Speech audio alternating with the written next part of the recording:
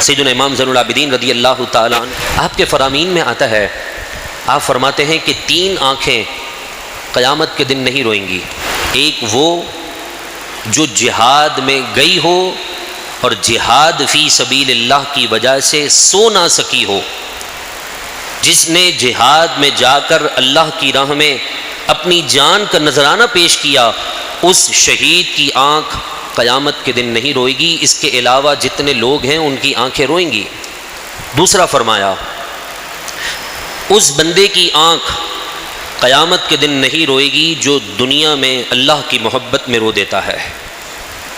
جو اللہ رب العالمین کی محبت میں روئے، آج ہمارے آنسو نکلتے ہیں تو مال کی قلت کی وجہ سے نکلتے ہیں، راتوں کی نیندیں اڑتی ہیں تو اس وجہ سے اڑتی ہیں کہ پہلے دکان اچھی چلتی تھی، اب سودا ہوتا نہیں ہے، پہلے کاروبار بڑا سیٹ چل رہا تھا، اب تو سودا ہونے سے پہلے کینسل ہو جاتا ہے۔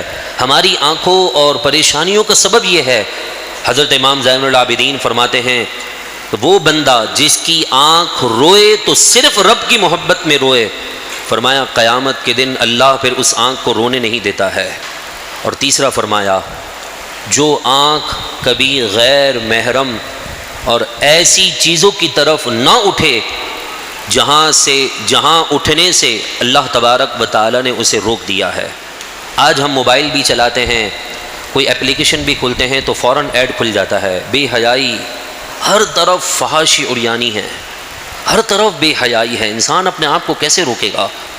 بس ایک ہی بات ہے کہ رب کا فضل ہوتا ہے، رب کی عطا ہو جائے تو انسان اپنے آپ کو روک سکتا ہے، ورنہ تو آج کے لوگوں میں اور ہماری تو بے بسی کا عالم یہ ہے کہ ہم کچھ بھی کرتے ہیں، مسجد سے نکلتے نہیں کہ بے حیائی ہو جاتی ہے، غیر محرم عورت پر نگاہ پڑ جاتی ہے۔ ہاتھ اٹھا کر دعا کریں، اللہ ان پیاروں کے صدقے سے ہمیں قیامت کے دن جو آنکھیں نہیں روئیں گی ان لوگوں کی صف میں شامل فرما دے۔